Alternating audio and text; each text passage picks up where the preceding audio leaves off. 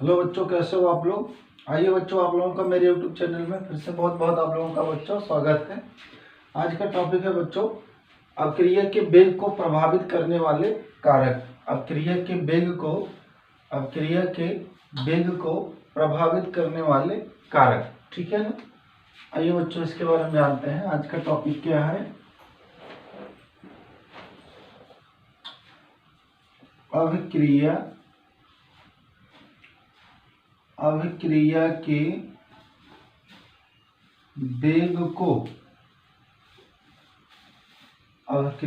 वेग को प्रभावित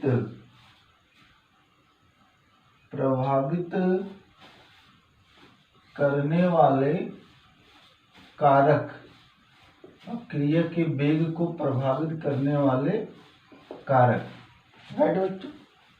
कहने का मतलब factor affecting to rate of reaction. समझ पाए बच्चों। इंग्लिश हो जाएगा बच्चों इस काम का factors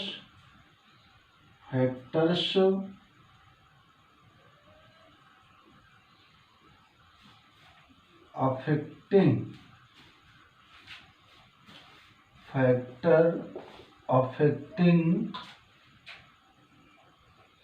to rate of reaction. Factor affecting to rate of reaction, अक्रिया के वेग को प्रभावित करने वाले कारक। ठीक है, एक एक करके बच्चों आप लोगों को मैं बताता हूँ।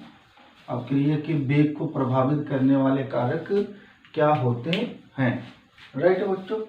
देखिए, सबसे पहले अक्रिया का वेग बच्चों आपका होता क्या है, आपको मैंने बता दिया।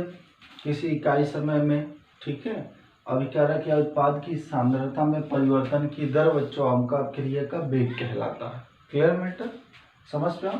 तो अब यह अक्रिया के वेग को प्रभावित करने वाले कारक क्या होगा। नंबर फर्स्ट बच्चों आपका होता है अभिकारक अणुओं की सांद्रता। पहला टॉपिक आपका हो जाएगा बच्चों, फर्स्ट टॉपिक आपका अभिकारक अणुओं की सांद्रता। अभिकारक अणुओं की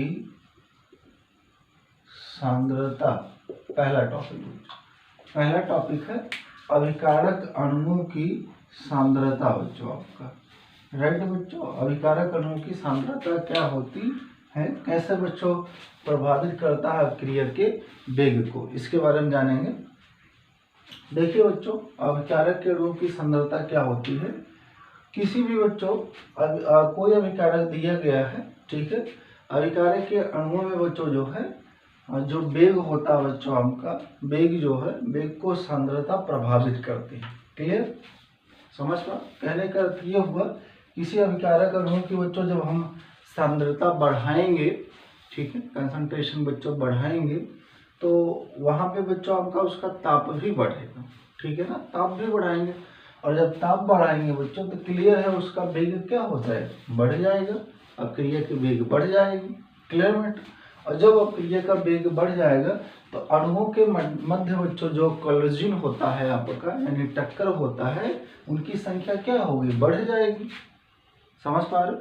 और जब उनकी संख्या बढ़ गई तो अभिकारक अणुओं की सांद्रता बच्चों आपका बढ़ाने से अक्रिया का वेग जो होता है बढ़ जाता है। क्लियर में, पहला टॉपिक आपका कंप्लीट हुआ। फिर से बच्चों, किसी भी रासायनिक अभिक्रिया में बच्चों अभिकारक अणुओं की सांद्रता बढ़ाने पर बच्चों जो है अभिक्रिया का वेग बढ़ जाता है। क्यों? क्योंकि जब सांद्रता बढ़ाएंगे बच्चों तो उसका ताप भी बढ़ेगा, और जब ताप बढ़ेगा, जब टेम्परेचर बढ़ाएंगे बच्चों, या बच्चों बढ़ेगा, आपका बढ़ाना तो पड़ेगा, श्योर है, ठीक है। जब उसका टेम्परेचर हम बढ़ाएंगे बच्चों तो उन अणुओं के मध्य टक्कर की संख्या बढ़ जाएगी, और जब टक्कर कोलेजन आपका बढ़ जाएगा तो जाहिर सी बात है बच्चों आपका अभिकारक अणुओं की सांद्रता क्या होता है, हो जाएगी बच्चों आपका बढ़ जाएगी। अभिकारक अणुओं की सांद्रता बढ़ जाएगी। क्लियर मैटर, समझ पाओ बच्चों। चलो ओके, पहला टॉपिक क्लियर हुआ ना बच्चों आपका। अक्रिया के वेग को प्रभावित करने वाले फर्स्ट बच्चों कारक होते हैं अभिकारक अणुओं की सांद्रता।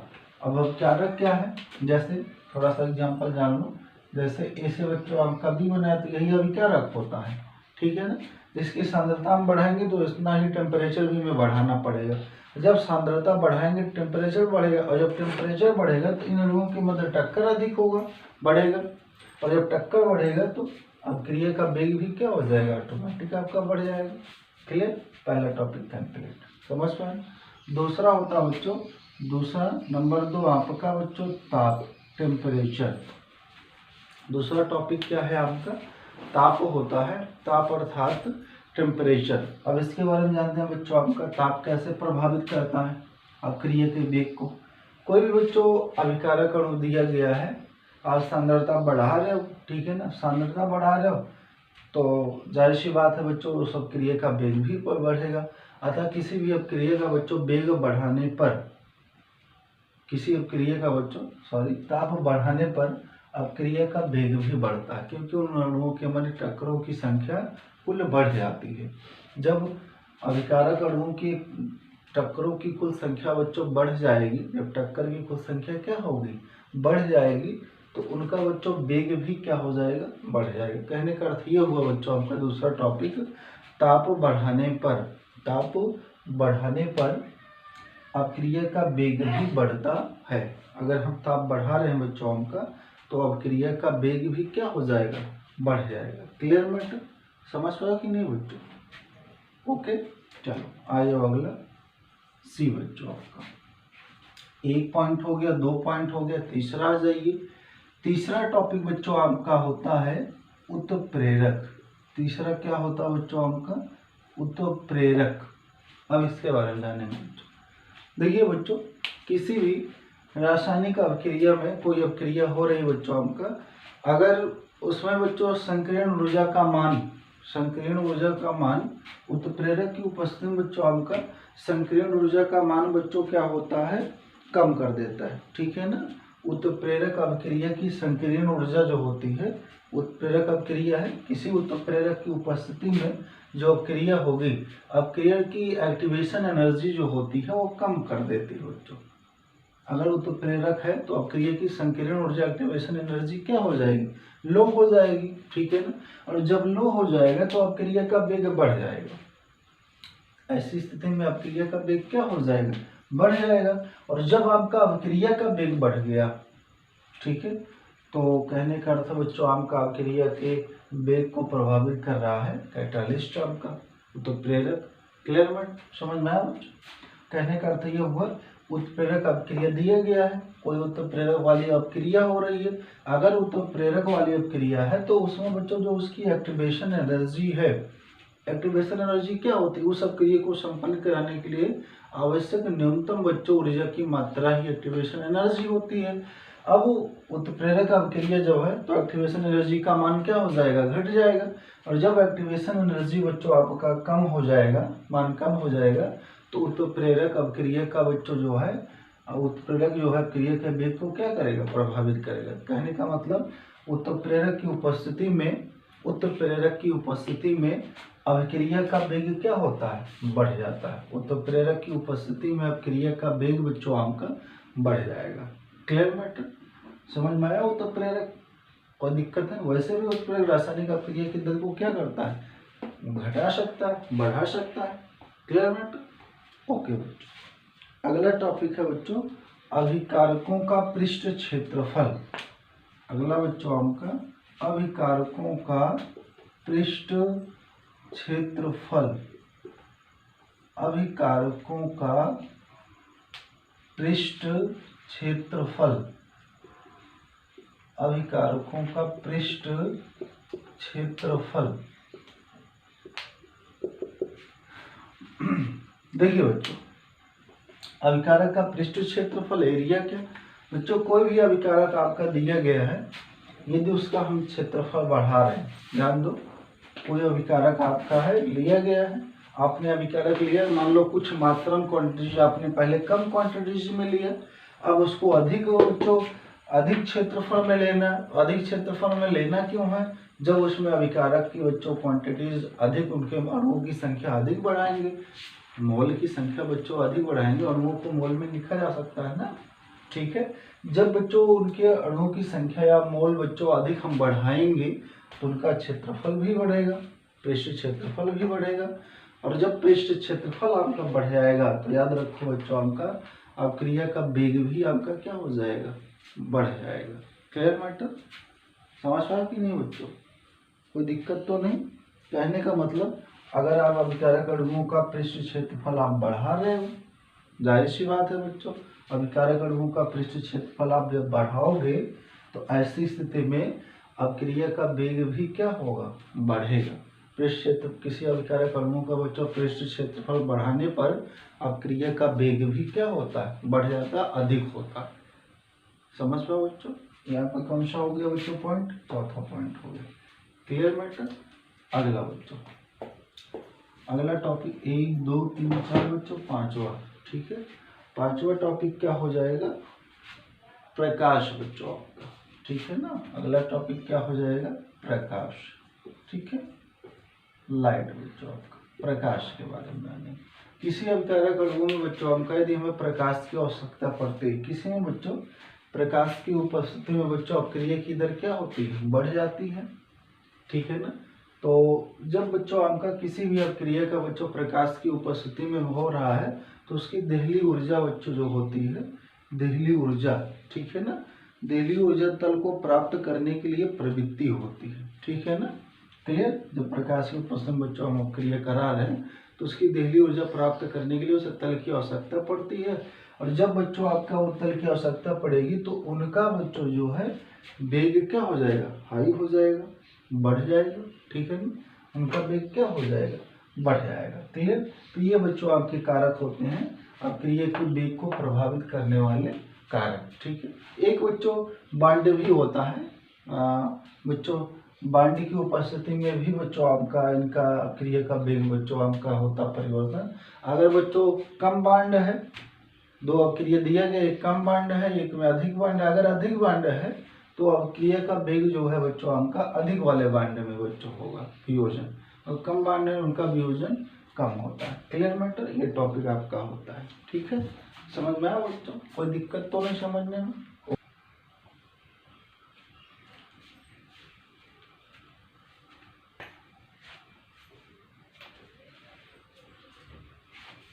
बच्चों अगला टॉपिक आपका है, नेक्स्ट टॉपिक दिया गया आपका बच्चों अपक्रिया का वेग नियम, रेट लॉ ऑफ रिएक्शन, अपक्रिया का वेग नियम।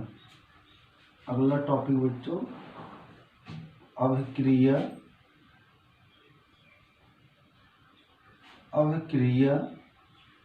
का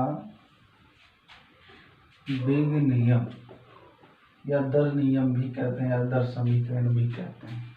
अपक्रिया का वेग नियम, रेट लॉ ऑफ रिएक्शन, इनको इंग्लिश में क्या बोलते हैं बच्चों, rate law of reaction, rate law of reaction. Clear matter? अपक्रिया का वेग नियम, समझ पाओ बच्चों ना। अपक्रिया का वेग नियम, रेट लॉ ऑफ रिएक्शन बच्चों, ओके। देखिए बच्चों आ जाओ, क्या होता है बच्चों आपका अपक्रिया का वेग नियम किसे कहते हैं, ठीक है ना। ऐसी बच्चों आपके अभिक्रिया, ऐसी अभिक्रियाएं जिसमें अपक्रिया का वेग और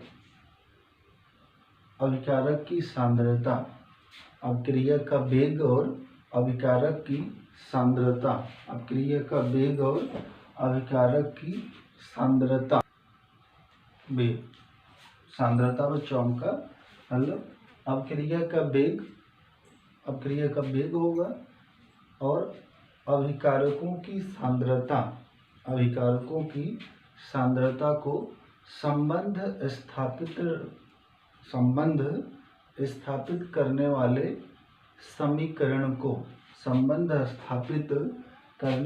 समीकरण को अपक्रिया का वेग नियम या दर नियम या दर समीकरण कहते हैं। समझ में आया? फिर से बच्चों, फिर से हमका अब देखो अपक्रिया के वेग और अभिकारकों की सांद्रता के मध्य, अभिक्रिया का वेग बच्चों आपका और अभिकारकों की सांद्रता के मध्य संबंध स्थापित करने वाले समीकरण को, संबंध स्थापित करने वाले समीकरण को अभिक्रिया का वेग नियम या दर नियम कहते हैं। राइट बच्चों, समझ में आया?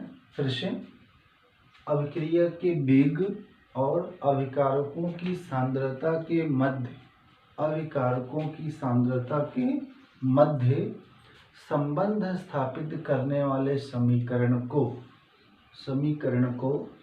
अभिक्रिया का वेग नियम या दर नियम कहते हैं। Clear matter? समझ में आया?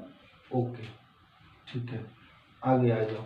अभिक्रिया का वेग बराबर बच्चों क्या होता है? अभिक्रिया का दर या वेग बराबर, अभिक्रिया का दर बच्चों या वेग लिख सकते हो। तो अभिक्रिया का वेग बराबर वेग स्थिरांक, वेग स्थिरांक गुणे अभिकारक की सांद्रता, अभिकारक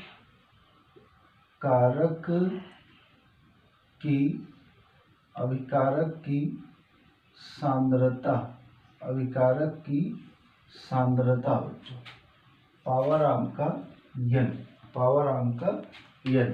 तो अभिक्रिया का वेग बराबर बच्चों आम का हो जाएगा वेग स्थिरांक इंटू अभिकारक की सांद्रता। यही बच्चों आम का दर नियम होता है। क्लियर? या इनको वेग बराबर हम लिख सकते हैं k इंटू अभिकारक की सांद्रता। या सपोज डेट बच्चों आम का एक आपका ऐसे एक अभिकारक है, ठीक है, एक अभिकारक से बच्चों आपका प्रोडक्ट बन रहा है। क्या बन रहा है बच्चों? प्रोडक्ट, उत्पाद बन रहा है, ठीक है ना। तो अब इनका दर नियम क्या हो जाएगा या इनका अभिक्रिया का वेग नियम क्या हो जाएगा? तो इनका बच्चों अभिक्रिया का दर या वेग प्रोपोर्शनल टू बच्चों आपका कंसंट्रेशन आपका ए, कंसंट्रेशन ए। या इनको हम लिख सकते हैं बच्चों अभिक्रिया का दर या वेग बराबर के इंटू कंसंट्रेशन ए। इसी को बच्चों दर नियम या दर समीकरण कहते हैं। ये कैसा समीकरण बच्चों? दर समीकरण या अभिक्रिया का वेग नियम होता है। दर बराबर के इंटू ए आपका या फार्मूला। अभिक्रिया का वेग या दर बच्चों एक ही टॉपिक होता है, दोनों का अर्थ बच्चों एक ही होता है। चाहे रेट अभिक्रिया का दर लिखा जाए, अभिक्रिया का वेग लिखा जाए, दोनों एक ही पहलू होते हैं, एक ही टॉपिक है। तो दर बराबर के इंटू ए, यही समीकरण एक बच्चों अभिक्रिया का वेग नियम होता है। या आप फार्मूले से देख सकते हो वेग इंटू वेग स्थिरांक, वेग बराबर वेग स्थिरांक इंटू अभिकारक की सांद्रता इंटू अभिकारक की सांद्रता बच्चों कंसंट्रेशन पावर n बच्चों आपका। तो यहाँ पावर 1 हो जाएगा। समझ पा रहे हो? Clear matter? अभिक्रिया का वेग नियम समझ में आया बच्चों? कोई दिक्कत तो नहीं आता समझने में बच्चों?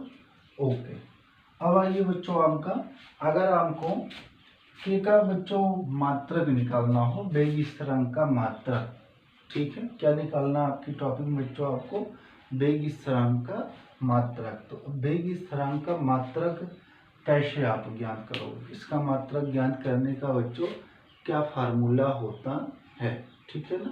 इसके बारे में बच्चों अब हम लोग चर्चा करेंगे, जानेंगे इनका मात्रक, ठीक है। इसके लिए बच्चों हमें मिटाना पड़ेगा, ठीक है बच्चों, ओके।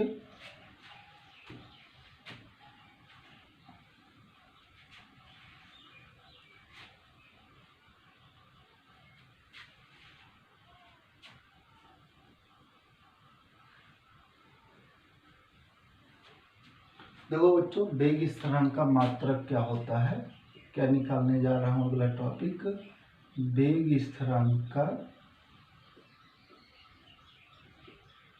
बेस स्थिरांक की इकाई या मात्रक बच्चों।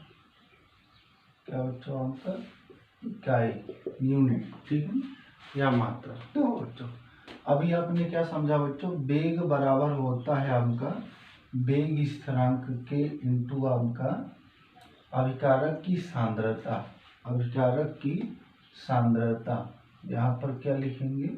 सांद्रता बच्चों, किसका? अब सांद्रता अभिकारक का बच्चों, उत्पाद का भी हो सकता है, ठीक है, अभिकारक की सांद्रता पावर n। Clear matter. ऐसी स्थिति में बच्चों हम इनको अगर एक रिएक्शन के माध्यम से दिखाएं, ए से बच्चों हम प्रोडक्ट बना रहे हैं बी, ठीक है, तो इनमें बच्चों वेग या दर बराबर क्या हो जाएगा, दर आपका के इंटू कंसंट्रेशन आपका ये होगा कि नहीं। और हमें मात्रा किसका निकालना है, के का बच्चों, तो के बराबर आपका दर या वेग बटा बच्चों आपका कंसंट्रेशन यन, क्या होती है कंसंट्रेशन आपका यन। क्लियर बेटा, इतना समझ में आया बच्चों, कोई दिक्कत तो नहीं। मात्रक बताने की कोशिश कर रहा हूँ बच्चों आप लोगों को कैसे मात्रक निकाला जाता है, ठीक है ना, समझ पा रहे हो कि नहीं बच्चों, आइए।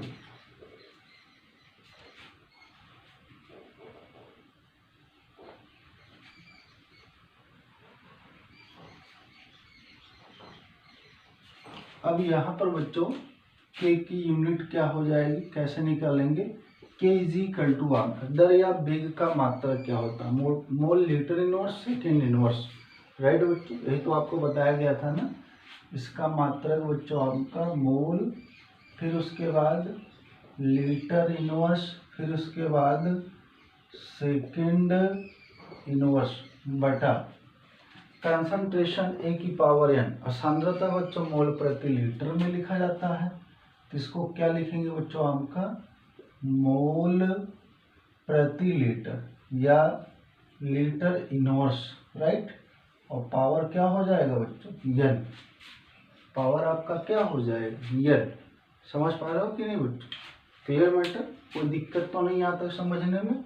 देखो बच्चों आपका फिर से देखो, आप कीजिए कि दर या वेग का मात्रक मोल लीटर इनवर्स आपका हो जाएगा, क्लियर मैटर, और सेकेंड इनवर्स, और सांद्रता का मात्रक मोल प्रति लीटर या मोल लीटर इनवर्स पावर आपका n। क्लियर, तो अब इनको बच्चों हम हल करेंगे, आगे हल करेंगे तो क्या ले जाएंगे बच्चों आपका, देखिए टॉपिक में आगे हल करेंगे तो इनको हम क्या लिख सकते हैं, पहले तो मोल लिखेंगे बच्चों आपका, ठीक है, मैंने क्या लिख दिया बच्चों मोल, ठीक है ना। मोल लिखने के बाद देखो एक मोल यहाँ पर n है ना, ये मोल n हो जाए, पहले इसमें मल्टीप्लाई करोगे, ठीक है ना, तो यहाँ ऊपर जाएगा बच्चों ये माइनस हो जाएगा, इतने में से क्या हो जाएगा माइनस, यानी इसका घातांक बच्चों 1, तो मोल का आपका 1 माइनस n हो जाएगा। देखो होगा कि नहीं बच्चों, 1 आपका माइनस n। क्लियर मैटर, समझ पाओ कि नहीं बच्चों, कोई दिक्कत तो नहीं। ओके बच्चों, आगे आ जाओ। अगला लीटर है बच्चों आपका, अगला क्या है लीटर। देखो बच्चों लीटर बच्चों आपका यहाँ पर -1 है ही आपका, है ना, और यहाँ पर -1 है, तो ये आपका -1 आपका n हो जाएगा। समझ पा रहे हो ना, क्लियर मैटर, ध्यान दो, ये माइनस आपका n हो गया, इसको ऊपर ले जाएंगे क्या हो जाएगा प्लस हो जाएगा कि नहीं, और माइनस तो ये रहेगा ही, तो इसका हो जाएगा n माइनस आपका 1, n माइनस 1 होगा कि नहीं होगा। देखो बच्चों ये मोल n हुआ, ऊपर ले गया मैंने तो माइनस हो गया, और ये लीटर -1 है तो रहेगा ही, ये -1 ऊपर ले जाएंगे प्लस में हो जाएगा, ठीक है ना। तो फिर इसके बाद सेकेंड आपका, फिर अगला टॉपिक क्या हो जाएगा सेकेंड बच्चों नीचे है ही नहीं, ऊपर है, तो सेकेंड -1 आपका हो जाएगा। समझ पा रहे, ये बच्चों आपका वेग स्थिरांक की इकाई हो जाती है, वेग स्थिरांक की इकाई, क्लियर। या आप लिख सकते हो के इज इक्वल टू, इनको सांकेतिक भाषा में बच्चों यम, मोल को बच्चों मैं यम से लिख रहा हूँ, मेरा सांकेतिक भाषा 1 माइनस n, यल का n माइनस 1, सेकेंड को बच्चों s माइनस 1 बच्चों, या ऐसा भी लिखा जा सकता है। समझ पा रहे ना, जहाँ बच्चों n अवक्रिया की कोटि होती है, ये अवक्रिया की क्या होती है कोटि होती है, अर्थात एक रखेंगे बच्चों तो प्रथम कोटि की अवक्रिया हो जाएगी, 0 रखेंगे तो शून्य कोटि की हो जाएगी, 2 रखेंगे तो द्वितीय कोटि की अवक्रिया हो गई, 3 रखेंगे तो तृतीय कोटि की अवक्रिया हो जाएगी। समझ पाया कि नहीं बच्चों, क्लियर मैटर, समझ में आया बच्चों, कोई दिक्कत तो नहीं बच्चों समझने में टॉपिक। ओके बच्चों, थैंक यू बच्चों।